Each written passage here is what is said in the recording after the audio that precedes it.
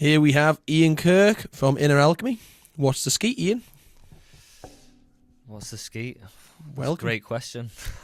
Where do you want to start? What's going on with you at the moment? Where have you been? What you've been doing? Talk to me. So of recent times, I've just had a newborn baby girl who stole my heart. She's the light of my life now, and so I've got my own family. I'm a family man now.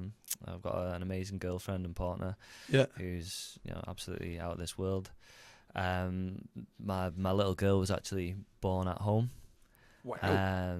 Which was another quite stressful moment in my life at home. Yeah. No midwife, no nurse, no pain medication, nothing like that. Just born at home. And yeah, she's amazing. And she's it ran smoothly. Yeah. So I mean, my girlfriend, she's very in tune with like natural things, and we wanted the pregnancy to be as natural as possible. We still did all the tests at the hospital. We went to all the checks and all the rest of it, very much up until the last day. And we're living in a place in the island that's a bit far away from the hospital now, and hard to get out with access. But my partner was very much looking into the free birth and stuff and things like that. And with being a breathwork coach, I knew the power of breathing to help with pain management. Yeah, and, interesting. Especially with pregnant women. I mean, the first thing that happens when they start to have contractions, going to labour, is the most natural thing is to breathe deeply. They start going. You can go into your own pain management system in the body. Not to get too scientific, you can basically release endogenous opioids and cannabinoids naturally through breathing techniques. Okay. Something that I've used personally on injuries and things like that I've had, and it's worked wonders. And it's the same with other people that I've been working with interesting injuries. So when these people, when you say you're doing breathing methods to control the pain, how does that breathing fight the pain off? Because we're right. Have you ever done something where you've like your adrenaline levels have been raised, right? And you've hurt yourself, and you don't feel it as much at first, right? Yeah, it might be painful, but shock almost, isn't almost it? Almost like kind of like a shock. But your pain management, because the adrenaline's so high. So I used to play a lot of football, so if I ever got an injury, I could still carry on for the rest of the game. See later on when it's swollen up or whatever. Same for me with rugby. With rugby, right? So injuries like that, you think, okay, I'm okay during the game. Next thing, later on, you're like, oh, this is really killing, right? Adrenaline. So when you do these deep breathing techniques that go deep within the central nervous system, you basically can go into your own pain management system and inflammation, so anti-inflammation. So basically through breathing. So via breathing, you can, the Wim Hof Method is scientifically proven during the Radboud study too, which we'll go into a little bit more later on. But it's scientifically proven that we can reduce interleukin-6 and interleukin-8, which are pro-inflammatory cytokines within the body. We reduce them, and then we can enhance interleukin-10, which is actually an anti-inflammatory. So it's like a double whammy. We reduce these and enhance this. At the same time, we alkalize the bloodstream, which, disease struggles to grow in an alkaline state within the body. And we force the body to adapt to low levels of oxygen, because we're causing like high altitude training basically on the cardiovascular system, which then forces the body to adapt and increase red blood cell count within the body, which is your body's ability to transport oxygen into the cells and the tissues and everything else, which is really good for then sports recovery, pain management, but also in the birthing process. It can really help. That's crazy. A woman's natural ability, which is why women are so much more, should I say, in tune and more intuitive than us men, right? Yeah, you're probably right there. They can really go into that pain management system within the body, and especially with the birthing process. So not only that, via the birthing process, we knew that you have to keep the oxytocin, which is the love hormone. Okay. Oxytocin needs to be kept up in that moment. So we knew that, if you go to the hospital, and like I said, I'm not advising anyone to do this. This is just my own and my partner's own personal journey. With this, and we've had other friends who've done it as well and given birth at home and had successful every time. And we knew that, you know, going to the hospital would kind of, they're in checking all the time, they're doing this, they want to induce you, want to do this, and all this other stuff that we didn't really want. So we knew that we had to keep the oxytocin up. So basically, we had a birthing pool set up in the house. Jesus. So literally, whilst my partner was going into labour, we had positive affirmations set up in the room, around the wall, like my body knows how to birth this baby. So when my partner was going into the deeper parts of the labour, and it was a 12-hour labour, so started at 9 o'clock at night, finished more or less 9 o'clock in the morning, and we were in and out the tub, or she was, and then as it was getting to the later stages, we had I got into the tub with her, sat behind her, and as I sat behind her, I was just getting her to breathe. I was just like, babe, focus on your breathing, you know, and I was breathing with her. So I was just teaching her how to stay in the zone, really. This is going to sound crazy to people, mate. That is, that is just... mad way to start a podcast, I know. Did she sort of, when she's in that moment, was she sort of in a euphoric state in a sense? Was she sort of out? Obviously, I'm not a woman, I'll never go through that, and neither are you, but how did she explain how she felt in that? I know it's obviously very personal. She said it's kind of almost like she can't remember it now. She said she was just in the zone and with the breathing technique, and you know, if you ever want to come to a workshop, I'll teach you, and you'll understand. Like, I'd love to. You go into a different level of consciousness at some point. Wow. Or you can do.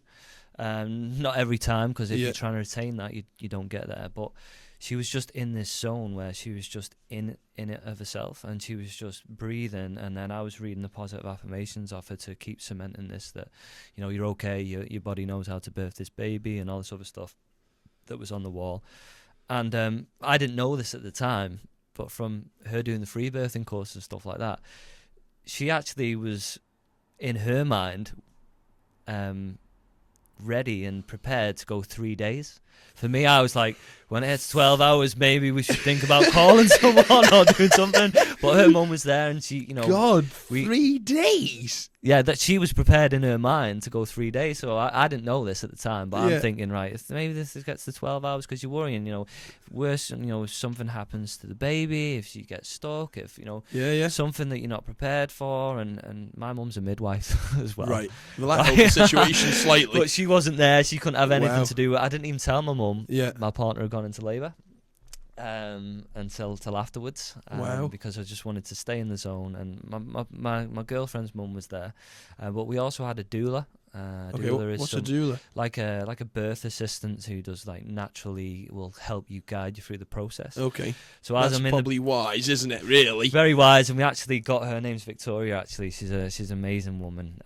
She's just got back from living out in Spain. I won't say what parts, but she just got back from living in Spain quite recently, and we met her. My daughter's name's Olivia Rose, and we had that name already in, but this name Victoria kept coming to my partner. She's like, maybe I'm trying to, you know, maybe I'll have to change the baby's name or this, that, and the other. This Victoria keeps popping into my head. And anyway, she went for a massage that a friend of a friend have told her to go to, and it was this Victoria woman who happened to be a doula.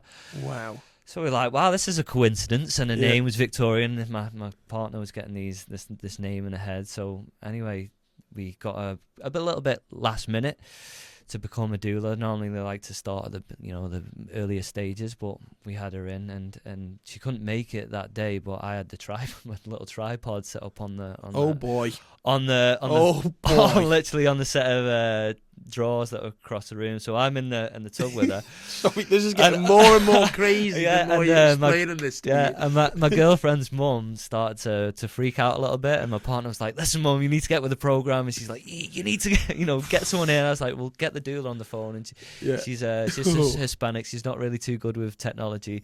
And she was like, you're going to have to use the phone. Crazy. So she passed me the phone. I got the doula on the phone, and then we had her literally on the tripod, and she was on the voice, and I had some, like, obviously meditation music, low level lighting and stuff to just keep the process, and she really helped us through the last stages. But that is insane. Yeah, that is an insane experience for you. Your wife, I don't know, but I commend her for doing that. That is a big step, and Has she felt like she's had more of a connection with the child, do you think, through this process? Through the whole... I believe so. I believe she's very in tune with Olivia. And even myself, I mean, to have that connection, I literally caught her on the way out. Yeah. So for me, then there was a point where I'm obviously checking, and I was literally behind her. So this is one thing Dr. Sebi mentioned, and years ago when I was looking into him. Just explain who Dr. Sebi is first. So Dr. Sebi is a guy called Alfredo Bowman, or AKA Dr. Sebi, who was a Honduran herbalist. And nutritionalist who basically claimed and proved in the American Supreme Court in 1988 that he was curing AIDS, cancer, diabetes, sickle cell blindness, lupus, paralysis, you name it. He was claiming to cure all these incurable diseases. He'd had, I think he had 28 children. I think he had quite a few wives as well. He's quite an eccentric gentleman then, so to speak. Yeah. So he was an 82-year-old guy when he passed away, which we'll go into and touch on later on. But one of the things he said was that, you know, when a woman gives birth in nature or naturally, they need to be stood up. They need to be, you know, squatted position, letting gravity in their pelvis and everything, the whole body align in the right way. Where it was only, and I think it was actually my partner who told me this, I didn't know this, and maybe the doula, that actually a woman was made to lie on her back because of a French king who had children but wanted to see his son being born, or wanted to see one of his children being born. So because he wanted to see the baby coming out, it was then made for the woman to lie on her back with her legs up in the air, which takes her, you know, it takes her out of the actual process of how it would be done in nature, right, with using gravity. That makes sense. Squatting, right? So this then causes a few issues potentially, right? So when we knew all this, and my partner was on all fours, and I was behind her, and I just checked under, and I could literally see the baby's hair. The baby was born with so much hair; it's probably got more hair than me. To be fair. This is getting crazy already. I'm already 10 minutes in. And I could see the baby's hair, and I was like, and I said to her mother, I was like, holding my, I was like, I can see the hair. Didn't tell my partner, and then as the talk, and my partner puts her hand down, and she's like, oh my God, I can feel the hair. And I was like, yeah, I can see it, babe. The next thing, she pushed, and then it was like the forehead came out, and then the eyes came out, and then it was the nose, and I was like, and I didn't expect the baby to be looking at me, facing me. I was like, and then the whole head came out, and I was like, right, I was like, babe, the head's out, and she was like, right, and then she pushed again, and then the shoulder came out, and I just helped the baby come out, and then caught her in my arms, and after 12 hours, and then so this was through the night, so I was a little bit tired at times, and this is mental. Yeah, it was, and then we basically when the baby came out, like all this gunk came out of her mouth, and she was purple, and I was a bit freaked out. I was panicky, like, grabbed her, the cord unraveled, and I grabbed her, and I had her in my hands, and I was just rubbing her back, and she started coughing and then crying, and I was like, wow. So like emotional relief, like unexplainable relief, and just pure love for her. And then my partner turned around, and I passed her the baby, and she put it straight on her chest. And we covered them up. And then another friend of ours who's a hypnobirther and a yoga teacher, she come round literally within that moment. The dog was there, and I've got a little staffy, and he was called Morpheus, and he was there, and he comes running in. But then this woman comes in, so he's being dead protective. No. So he's like barking a little bit, and he doesn't really bark at people, but like in this moment, and then because he knew it was a friend of the family. He'd been on the journey as well, hadn't he? Yeah, so he'd been coming in and out of the room, and that was one of the things that my partner wanted. And she actually said when we went to the hospital, and we knew the hospital. Well, she kind of knew the hospital, wouldn't agree. It was like, they said anything you need. We showed us the birthing pool, which my mum got, actually got onto the island, which is an amazing place, And if I was going to give birth in the hospital, I would be choosing to give birth. Can you give birth in the sea? I think people have. Looking at the free birthing course that we did, and my partner did more of, there was people giving birth in rivers. I don't know about the sea, but potentially maybe in a warmer climate. Maybe not peel, but the water with the birthing pool has to be very precise. It has to be 37 degrees, which is body temperature. Yeah. So, because what happens if the baby comes out and it's shocked, by the cold, it's going to breathe in, it's going to take in water, so that we were very cautious on the temperature of the water. So at times we were bucking the water out, putting it in the bath. I had a hose linked up to the tap that we would put more hot water in, and so this is a full military operation. It was an operation. This is wow. So that's what you've been up to recently. So that was 18 weeks ago now. So that was 18 weeks ago. I've been focusing mainly on my business and running Inner Alchemy, which is the island's first ice bath and sauna location. Right, talk to me a little bit about that. So Inner Alchemy is kind of a vision that I had to create on the island, to create a place from my journey into the Wim Hof Method and everything else, which we'll definitely get begin on the start of that later. And how I got into that was, I wanted to create I've seen people when they do cold exposure and breath work on a regular basis or on a daily basis, and how much that can have an impact on changing their mental health and well-being overall, mindset. And for me, I wanted to kind of recreate what I'd experienced in the training that I'd had when I went around the world and trained in these places with Wim and others. Yeah. And I wanted to recreate that, where we can offer a safe space and build a community where everyone's kind of in it together. It's quite bonding going into a cold environment with other people. Okay. Because it's something stressful. It can be quite dangerous if you don't know what you're doing. And but at the end of it, you're going to come out and you're going to be feeling amazing. And it's like a reset on the whole central nervous system. And also you're going to get a lot of beneficial hormones and release of certain chemicals within the body.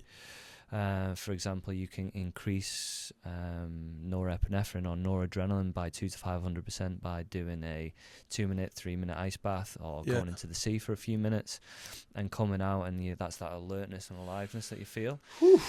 Now, depression is associated with depletion in norepinephrine within the body. So by going into the cold, we can increase that. So this is what antidepressants and stuff like that tailor towards, is increasing this norepinephrine and other bits. Right, so antidepressants do the same thing as cold water, but have a massive list of side effects, right?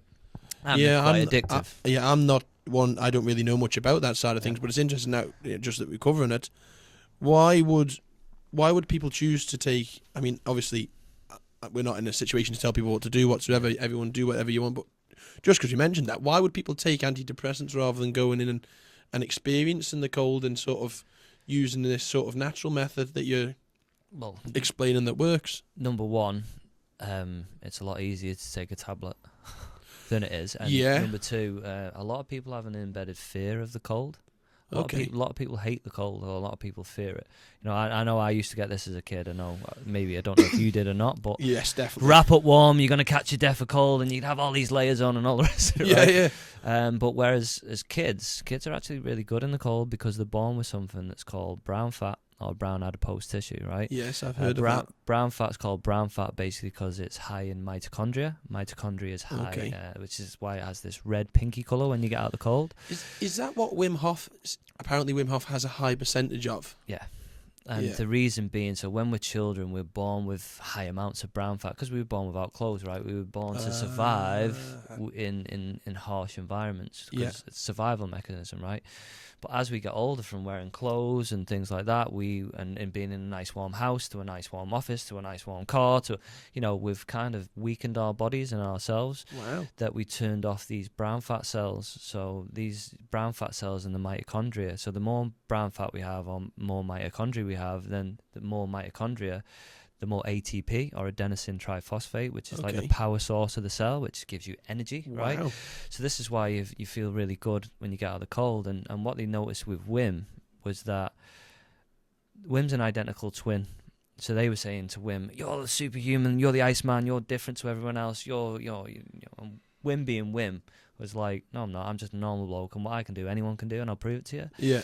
So, when they were doing these tests, he was like, well, check my brown fat. And they were like, well, we need someone to test you to. He was like, oh, I've got my identical twin brother. Ideal situation. So they tested them both. Wim had higher amounts of brown fat than his twin brother, and they could show like, okay, look, here's the difference. Wim and his brother. Perfect. He doesn't go into the cold. He does. He has a lot more brown fat than he does. Okay. What's the reason? Because he goes into the cold and his brother doesn't. Do you want to explain who Wim Hof is to the audience first? Just because it's going to be a big, probably a large topic of today. Yeah. And I think they need to realise, I mean, I know who he is from listening to podcasts on him and sort of doing plenty of research before today. Yeah. I'd just like you to sort of explain your experience with him and who he is to you and who he is to the public. Yeah, so Wim is a Dutch gentleman who had 26 world records for some crazy stuff, like he ran a marathon barefoot above the Arctic Circle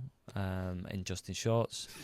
He climbed Everest in a pair of shorts. All the way to the top? He got up to the death zone. He's still got the world record, I believe, for the highest person to walk up Everest just in a pair of shorts. So he got up into the death zone. Yeah. And he had to turn around because when he was doing the marathon, he got a bit of frostbite in his toes. It was like 4.5 hours, I believe, or something like that, along those lines, of this run up in really extreme cold conditions.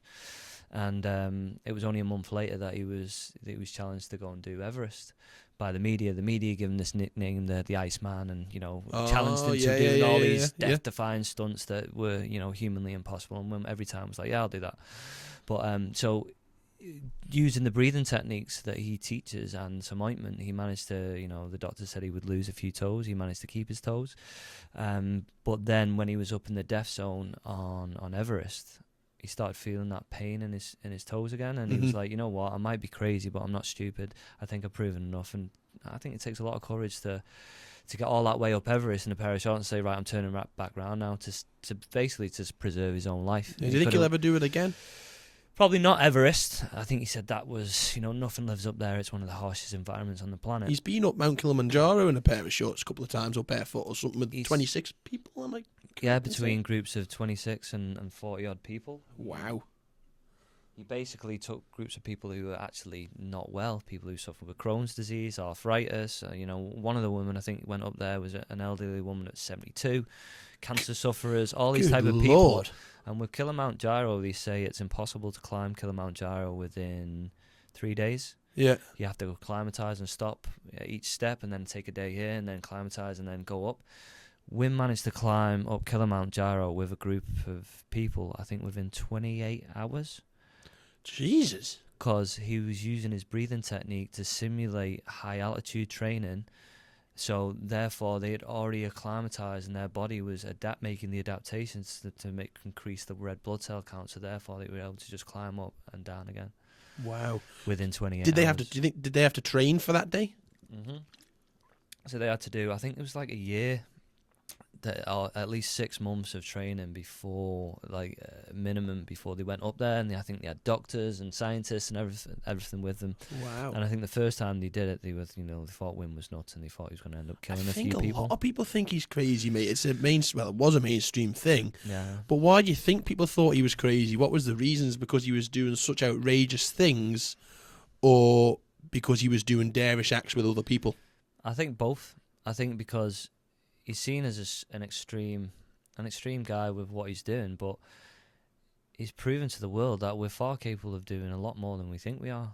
It was believed that we couldn't last 5 minutes in a cold environment, or 10 minutes in a cold environment, like an ice bath, for example, without potentially dying, right? Whereas one of his world records was he sat in an ice bath for 2 hours regulating his own body temperature. Breathing. Which just through his own interoception, which he'll call an eighth sense, which he was using visualization techniques and breath work or breathing in certain ways to increase his core temperature or increase his body temperature. Wow. Now, when you go into the cold, your body goes into a fight or flight mechanism, a survival mechanism, where it will shut off the blood flow to the hands and the feet or the extremities as a way to survive, right? You think about it, if you're somewhere cold, you can survive with a numb hand or a numb foot, right? Yeah, your hands go cold, don't they? Go cold, and they feel the cold the worst, they get painful, definitely. Right? Yeah. So that's the body then pulling all the blood flow into the core. So this core temperature stays at 37 degrees, even while you're in an ice bath, while you're in the sea. And this is why you can feel, when you get out the sea or a river, you can feel really warm, and you're like, oh, I actually don't feel cold anymore, I feel really warm. Yeah. But then, as the body starts to so you got a gland in the brain called the hypothalamus, right? Yeah. The hypothalamus is scanning the environment right now as we're sitting here, and it's maintaining your body's temperature, right? Yeah. Autonomically, it's doing it without need for you Even to thinking think about about it, right? It just does it, right? Right.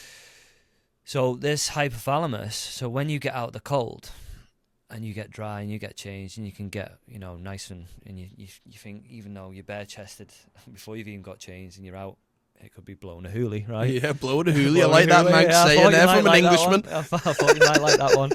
And, it could be all weathers outside, but you've got out the sea and you feel really warm even though you're in a cold environment, right? So then you get dried off, you get changed, you get your clothes on, then all of a sudden, if you can get so if I was getting into my van, or you were getting into your car or your van or whatever, and you then stick the keys in the ignition, you're fully clothed now, hat on, loads of layers on, you're feeling warm, right? You're all right, and then you turn the ignition on, you're driving down the road, and within 10, 15 minutes after you've got out of the sea, all of a sudden you're now starting to shiver and shake uncontrollably, right? Yes, mate, I found that. Right? So what happens is the hypothalamus now is scanning the environment, but your van temperature's gone up from being, your temperature, you're outside, maybe 3-4 degrees, right? And now you're in your van and it's 15 with the heaters on. Right. So the hypothalamus has gone, it's safe now. So it's going to open up the cold blood from the hands and the feet. And this cold blood that's now been in here now starts to mix in with the core, and the core temperature starts to drop. Oh, shit. So the body's natural way of trying to fight off hypothermia and keep itself safe is to uncontrollably shiver and shake, right? Yeah, and this is just before, because the core temperature is now starting to drop. Well, the old jaw starts going, the jaw goes, the hands go, and you're like, oh my God, I was warm a minute ago. What's going on?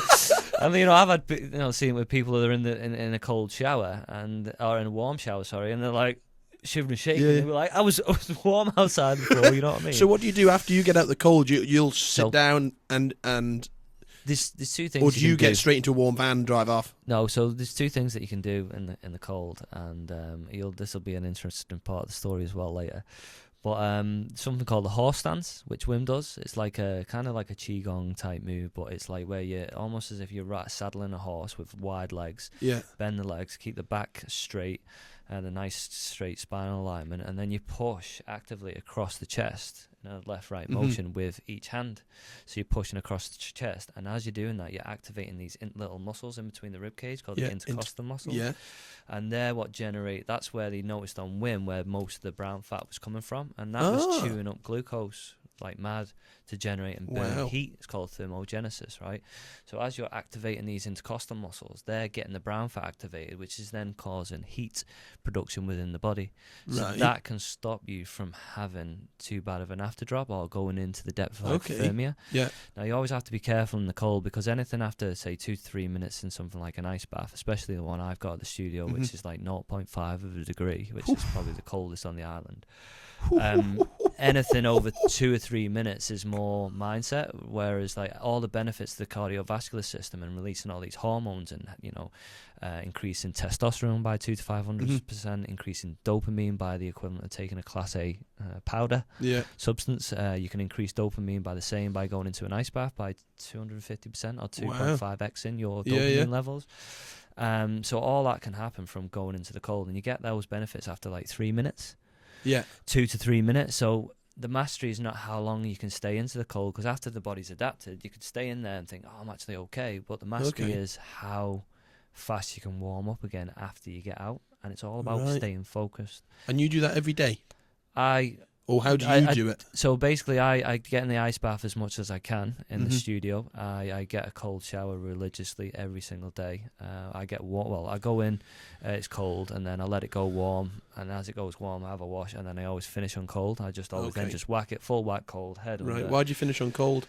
Because when I get out, I feel warm and I feel great. I feel alert and I feel alive. And instead of getting out and I feel quite cold and it's it's cold outside, the outside temperature, I feel alert and alive. And not only that, I've increased all these levels and I feel amazing. A natural way to feel tremendous. Yeah, within a 5-minute cold shower at the end, even after you've had a warm shower, you're gonna get out of that shower, and especially at the minute when it's cold. Yeah. you're going to come out, you're going to be pink in colour, you're going to be like, I feel... All the blood's risen to your skin. Yeah, you feel like I can take on anything today. I really feel like, okay, what's next for today? Because that's quite a fascinating thing you're saying there, because when I just got back from my travels in New Zealand and I was living out on a farm and I'd been I went down a rabbit hole, listened to a lot of Joe Rogan, and he was always on about... People get sick of Joe Rogan, but I don't know. Some people like him, some people hate him. I love him. I love him too. You can't knock a man. Yeah. But he always said about ice baths, and I didn't have an ice bath available to me. So what I was doing, I was jumping in an old cow water trough every morning. And being a farmer as you do, you know. It was a start, and I did it. I made sure that I did it every day for 2 months, every morning before I left. And I didn't think it was true. I didn't think what you're saying. Yeah. I didn't believe. I was scared of the cold, and I didn't believe getting into the cold would actually benefit me. And every morning before I go back from the gym, they said you shouldn't do it after the gym because it lowers the inflammatory of your muscles, so it doesn't build as fast or something. You should do hot. Yeah. Andrew Huberman does a really good Andrew breakdown Huberman, of that. Class. Yeah, so like heat shock protein. So go into the sauna after you've been in the gym. Cold for before because you're going to boost the testosterone levels and you're going to be more active. So then I started going gym in the morning as soon as I trough, then the gym, and then work, and it was crazy. The change, I just felt getting out of the ice bath, I was just instantly awake. Yeah. You don't get that sort of, I need a coffee to wake me up in the morning. 100%. Bail in the old water trough. You might be a bit dirty, need a shower after, but that just, woof. It's unreal. It's crazy. And I didn't believe it. I genuinely didn't believe it until I started doing it. And that's why I wanted to get you on today, because it's something that I've nowhere near to your depth, but had a glimpse of how it works. And for the average Joe, how important would it be for them, do you think?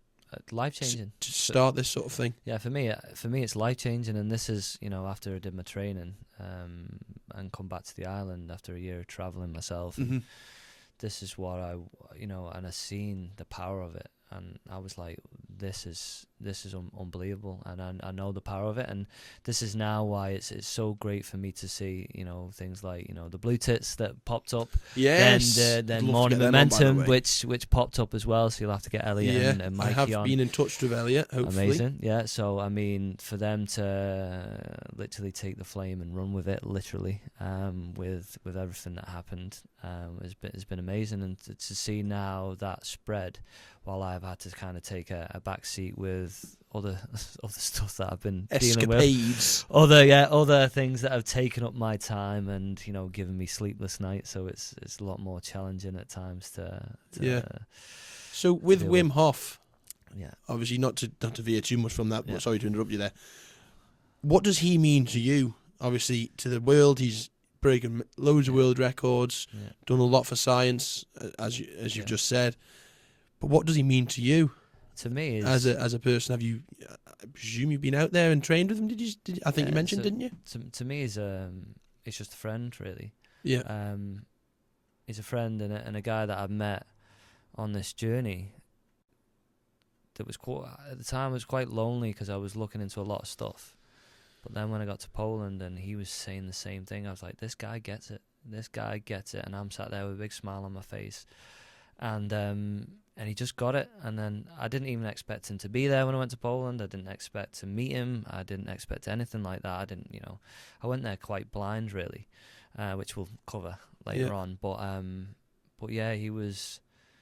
Now I just see him as a friend and maybe a mentor in a way with what he's helped me with the cold, but just an overall, like, when you meet people and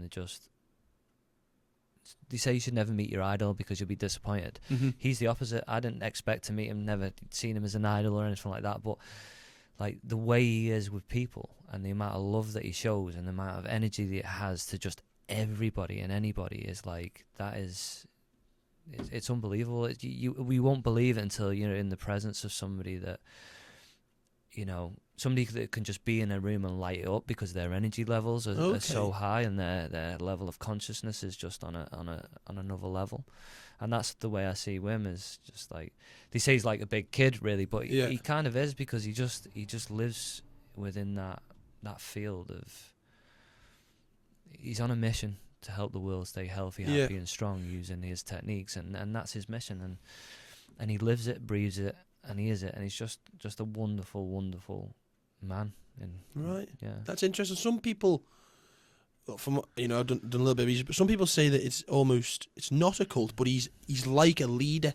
Everyone just they agree with what he's saying because some of it, well, a lot of it, all of it is true. Yeah, I mean, and people just follow him. This is it. I mean, yeah, people could call it a cult, but I don't think it's a cult personally. I think it's just a group. Yeah, it's just a community, really. I would call it a community of people that basically they go into the cold, they break this fear that they have, they feel amazing, and they don't care then what other people say about them. And that's one good thing about the cold is it gives you confidence. It breaks down these other fears that you might hold within yourself. So you might have a fear of public speaking, or you might have a fear of this or that, or standing up in court, or anything, or being on a podcast, or it gives you this embedded confidence, and it just it also makes you it helps you deal with grief, or anything, or heartbreak, or anything that you're going through. You can go in that water for 2 to 5 minutes or whatever it is, and you're not thinking about anything else. You're in the now. You're in the moment of what is known as the now, the flow state, and it's like, and in that moment, it's quite freeing because you're not thinking about your mortgage payments or an argument you had with your wife, or an argument you're just in the now, and that's freedom, and that's one thing. Wow, freedom's not something we all come by very often these days, is it? No, I don't think the average Joe feels free very often because we live in a world where you've got to do things, and to have that moment of freedom, like you say, would just changes people, and he's driven that forward. Yeah, well, 100% he has. I mean, he's the man that has drawn. Obviously, he would even say it's not my method. It's named after him. It's the Wim Hof Method that he teaches, but really, it's like an ancient Tibetan breathing technique, and that he's adapted, and discipline, called Tumo, which translates to inner fire, which actually is the name of Wim's company, and it's him and his son Enam's company, and he's taken it from that. He's taken a lot of esoteric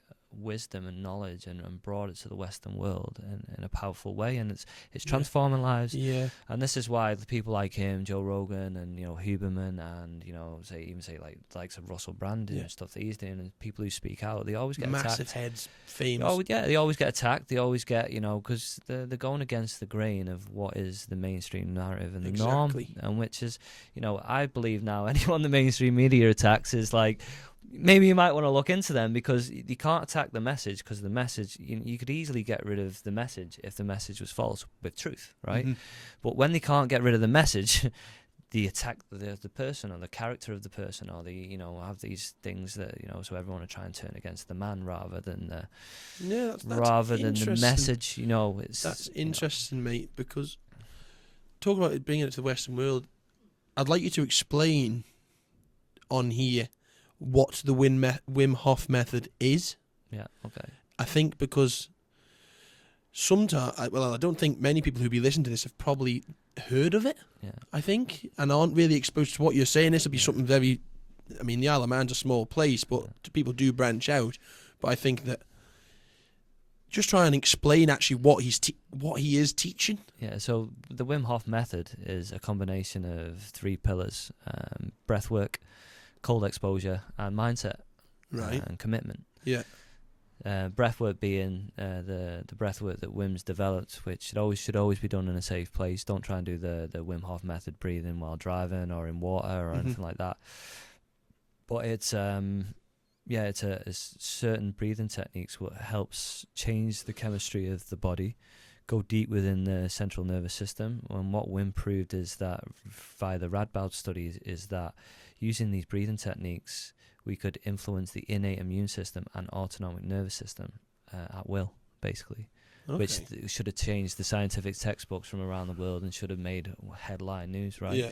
Because Wim unequivocally proved that we could influence that, which was meant to have been before as autonomic. It works on its own, like the hypothalamus, right? Yeah. And the heartbeat, and if you're often thinking about breathing and blinking, all this type of stuff, right? Well, you can blink, but I mean, your heartbeat and your organs all run automatically, don't they? Right? So what Wim did was he did something called the Radboud study, where after he was doing all these world records, he sat in the ice bath for 2 hours, and after he was in the ice bath for an hour and a half, what they noticed, Wim's core temperature started to drop, right, to 33 degrees, which is touching on the area of hypothermia, going to sleep, going into a coma, and that's you, right? So as he's in this ice bath for an hour and a half, the doctors and scientists seen his core temperature drop because he swallowed like a thermometer type thing that was monitoring the core temperature. And as they're seeing these levels drop, they're asking Wim, are you okay? And Wim's in the ice, and he's like, yeah, I'm fine. And as they're having this conversation about, well, maybe we should pull him out. We don't want him down on national TV. It wouldn't look too good as for Guinness and everyone else, right? And he's stuck in this block of ice for an hour and a half already. And as they're having this conversation, basically, to decide whether they pull him out or, do something, Wim's core temperature goes from 33 degrees up to 37.5 degrees, I believe. So he actually got warmer while sitting in an ice bath for an hour and a half after his core temperature dropped. And through his method? Through his breathing and his mind and his visualization techniques that he was using and the way he was breathing. And igniting this inner fire, this inner core temperature, and pushing it out to the extremities, and he just managed to raise his core temperature, which they were like, wow, what else can this guy do, right? Yeah. So Wim would say, I think Wim mentioned that, I don't get sick anymore. I don't get sick. And they were like, okay, well, let's put this to the test. So they did something known as the Radboud study, where they injected Wim with an endotoxin, which is basically the E. coli bacteria, which is food poisoning. Basically. Okay. They ejected him into the bloodstream with the E. coli bacteria. Should have got violently ill for 4 or 5 hours, vomiting, diarrhea, fever, you name it, all the symptoms of food poisoning. And using the breathing technique that Wim developed when he was in the cold, basically, he got no symptoms of sickness whatsoever.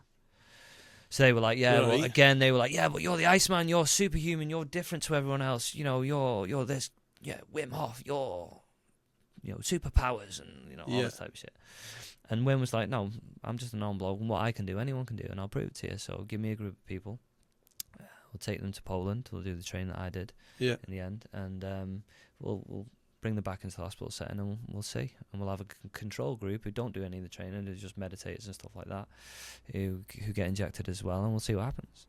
And I think it was 100% of the people that Wim trained didn't get sick after they got injected using these breathing techniques. Okay, so he's got breathing techniques, mindset and commitment, and the cold. The cold. Okay, so the breathing. What is special about the way he breathes then? So the breathing technique is 30 to 40 deep inhales, and then when we say deep, we're not just saying deep within the chest, we're saying deep within the belly, because the biggest part of the lungs, right, is here.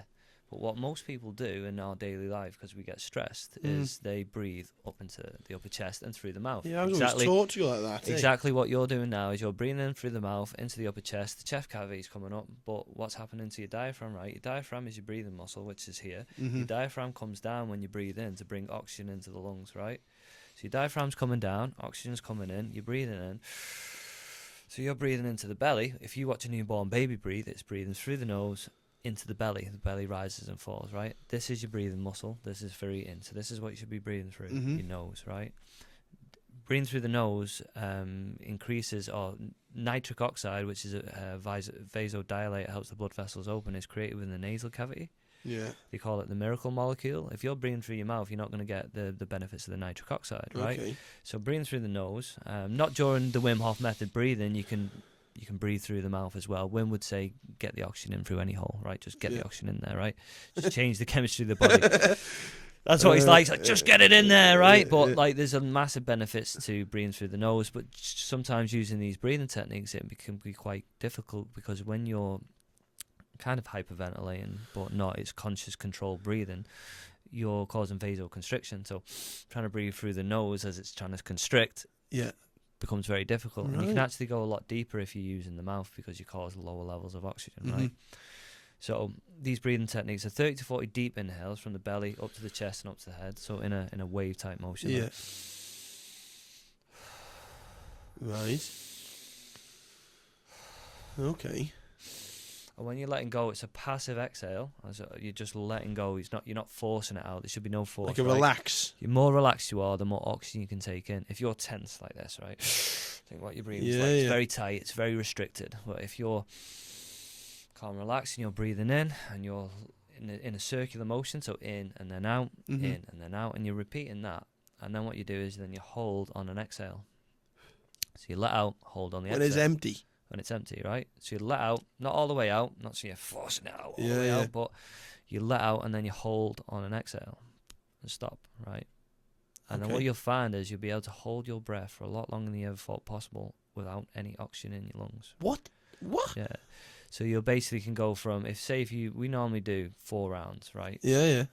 If you do 4 rounds of this, by round 1, give or say, you might be able to hold your breath without any oxygen in your lungs for a minute, and then maybe 2 minutes, and then maybe 3 minutes, and then some people maybe 5 minutes, and 5 minutes with no air in your lungs. Yeah, because you're causing the body to go to these lower levels of oxygen. You're then forcing the body to adapt to create the more increase of red blood cells from the spleen, which is the blood bank of the body. So you start feeling that to contract. Yeah, it's almost like a second heartbeat.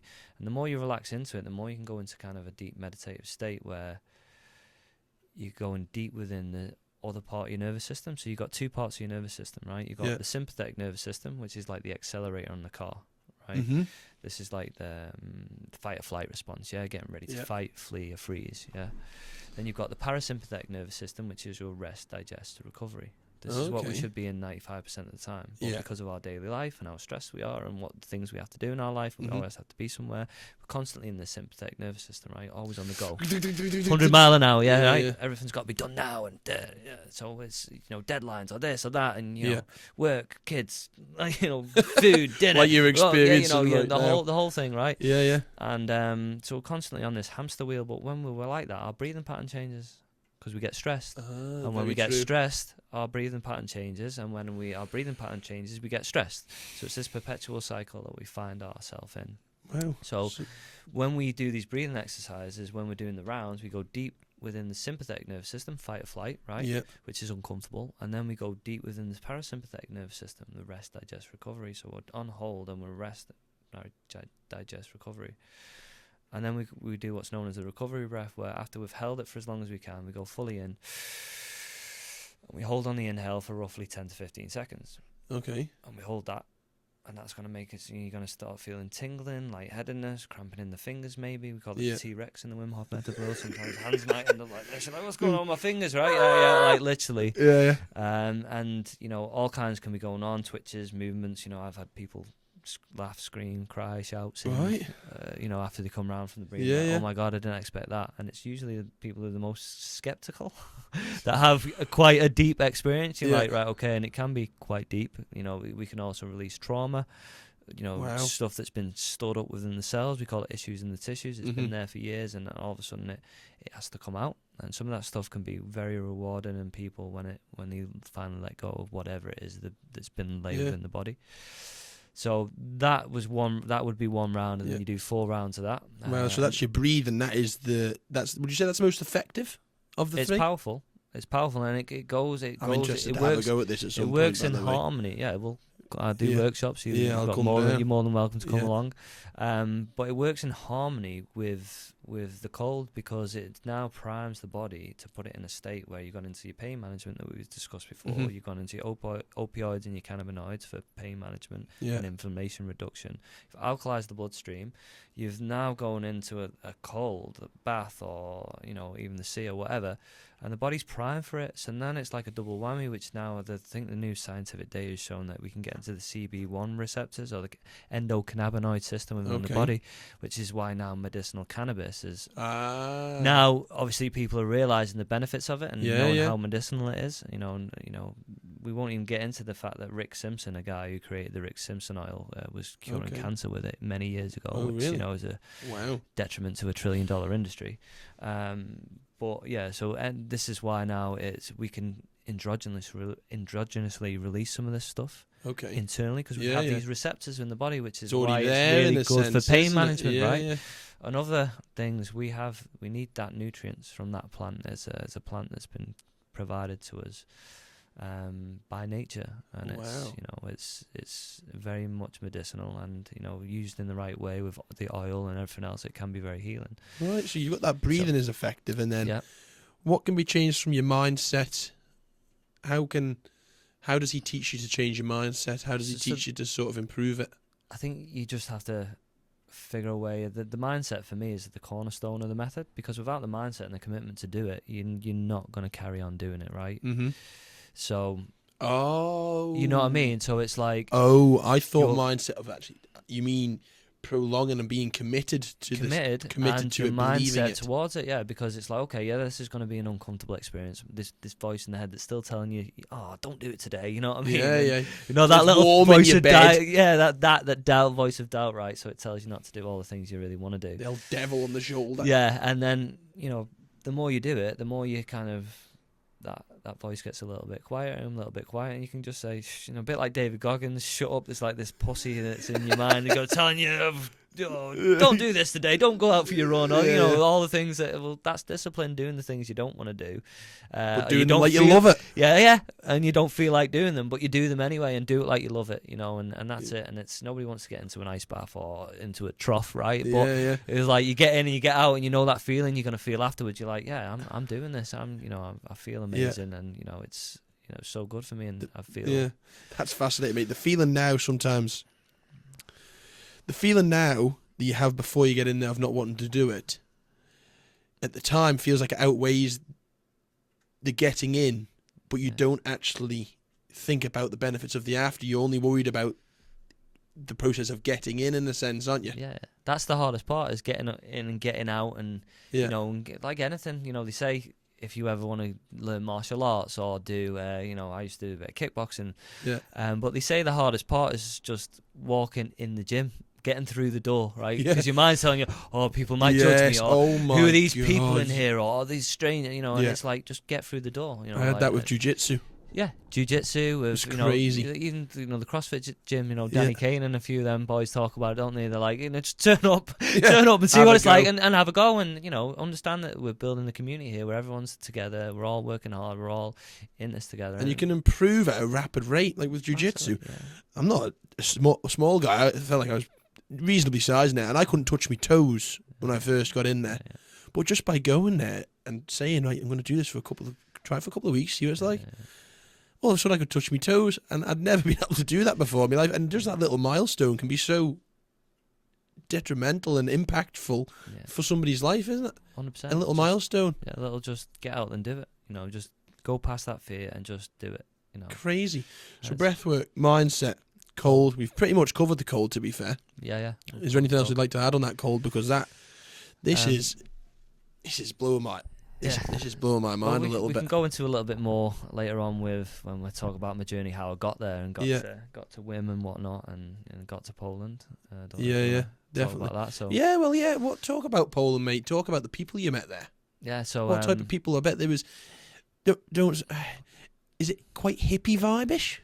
This is what you think, but the people that I met. I don't want to be prejudging sort of thing. No, like there was all kinds of people, and there was people from all over the world, like different. I've got friends now all over the world from just stepping out there and going doing it, and there's people that you go and do this stuff together in a group, and you do feel like a brother. Mm-hmm. You know what I mean? It's like kind of like the military when they break the soldier or the new recruits down, and then they build them up. Break them down, build them up to be these people that can survive in extreme environments, and it's kind of like that experience. And you've got all kinds of people like anaesthetists, doctors, world-renowned yoga teachers. You've got martial arts experts and martial arts teachers. You've got entrepreneurs. You've got, I think Andre Schuler was German World Cup winner, who's now retired, and he's gone and done Poland. It's a big deal for athletes, this sort of thing. It's like because what Wim's doing, and I think Eddie Hall has just been at Wim's place. True. The two Scottish guys, the world's strongest men, they were Tim and Tom. Yeah, Stoltman. Yeah, that's right. So they've been doing a bit of it. Luke and Tom. I think that's right. Yeah. So they've been doing stuff. I mean, in the athletic world, for recovery, especially if you've got inflammation and bruising and swelling, to help you recover, the Wim Hof Method is it needs to be added, in my opinion. And even in the health world, the Wim Hof Method is one of the big puzzle pieces of creating the entire puzzle for health, in my opinion.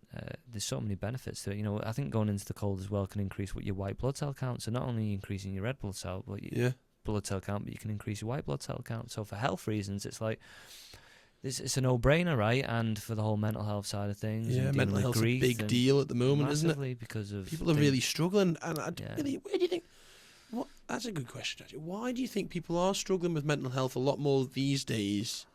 Nowadays, if you want to call it that, than they did in the past. Why do you think there's a big influx of mental health problems? Is it social media?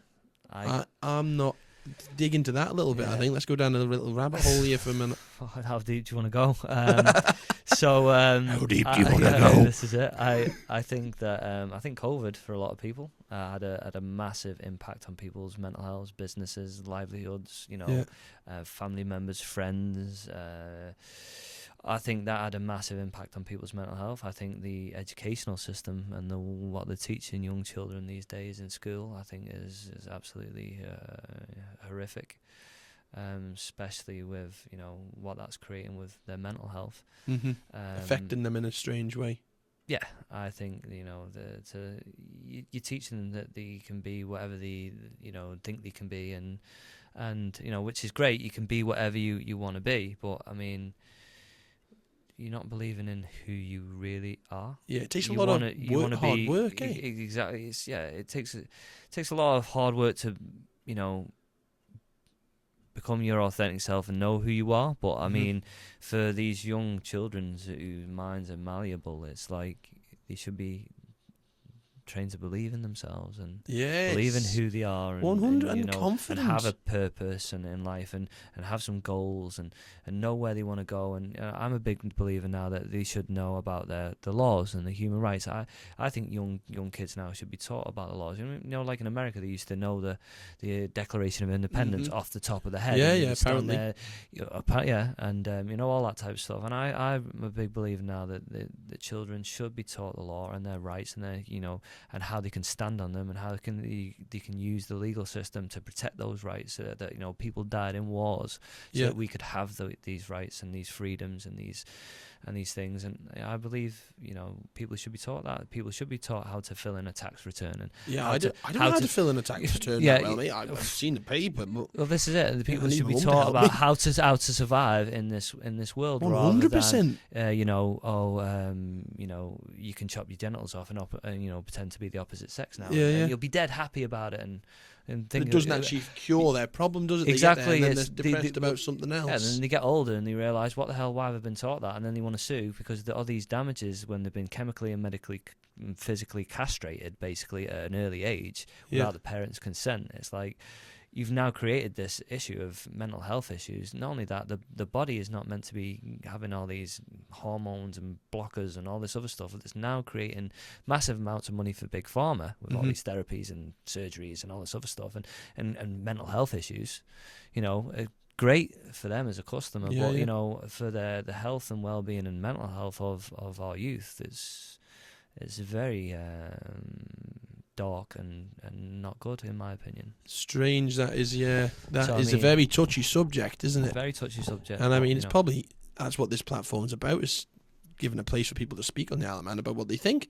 And that's completely fine. That's your opinion, and it doesn't affect anyone else. It's your opinion, isn't it? It's and I think opinion, that's so important. Yeah, like I said, we should be educating our children in a lot more things than all this other, I believe, nonsense. It's just, and I'm glad in America now that they're bringing in some of these laws where they're banning it all. I mean, for me, I'm very much into the whole spiritual side of things with the sacred chakra system. Okay, I've never heard of that. The chakra system is basically a system of 7 levels of these wheels, or kind of levels of gateways that we can open up within ourselves to attain something called the Kundalini, which is the path of enlightenment, and they go in a certain colour order.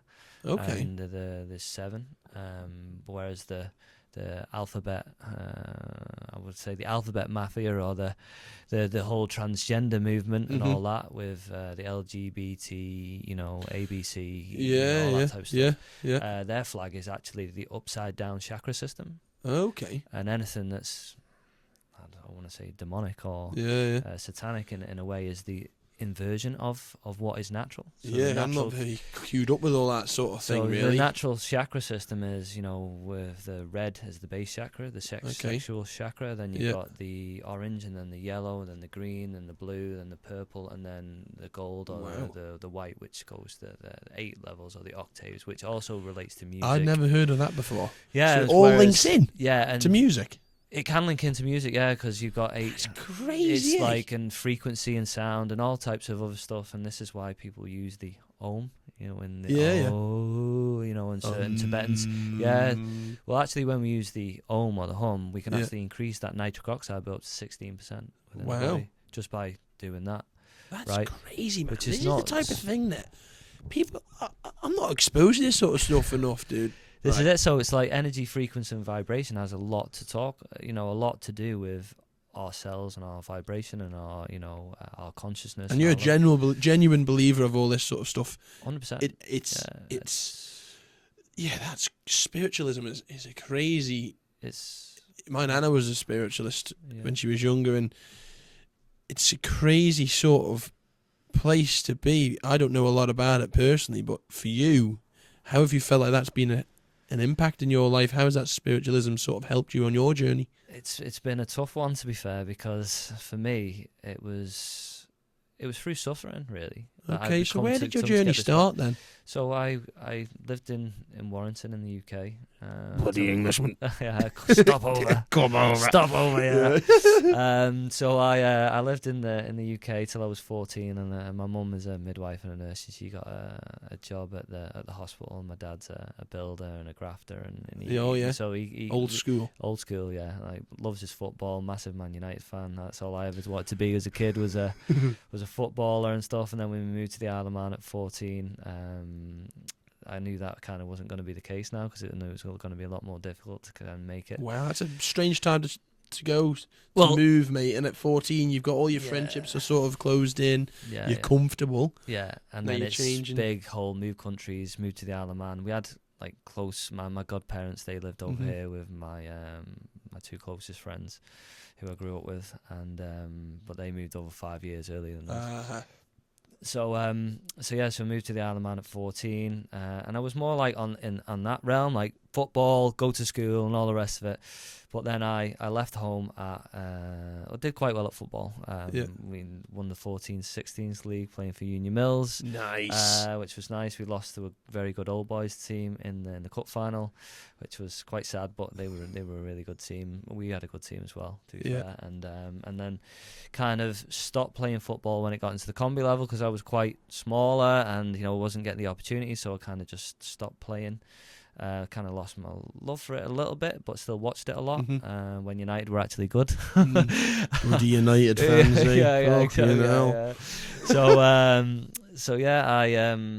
I then left school, started working at Barclays Bank. I was going more in the business side of the world of things. So straight into sort of corporate business. Yeah, I mean, I was working in restaurants when I was 14, so I was still working. I was still at school, but I was still working. Earning your keep, boy. Earning my keep. That's right, mate. I was at the Tudor Inn, that used to be by Port Jack, the steak place, for a guy called Roy Hills. Great chef, great guy. And so I worked there, and then I worked because we were living in Laxey. My mum and dad moved to Laxey, so I was working in the Mona Lisa, got a job there. I was working washing pots and then being the sous chef and making the salads, and so did all that, learned from a really good chef there, and that's while I was at school, and then left school, started working at Barclays. Interesting. Which was office environment. I stayed there for 4 years, but didn't really like the office politics side of things. But during that period of time, I started there when I was just 16, 16-ish. Yeah. I worked there for a while, and then I moved out of home when I was 17. Moved in with some friends, one of them being a guy called Billy Muckton. I don't know if you. No, I don't know Billy. No. Billy was a friend of mine who I moved in with, and a few other friends, and yeah, so started going out drinking and getting, just doing what most young lads do, watching the football, adventuring. Yeah, just doing that type of stuff. Young lad shit. Yeah.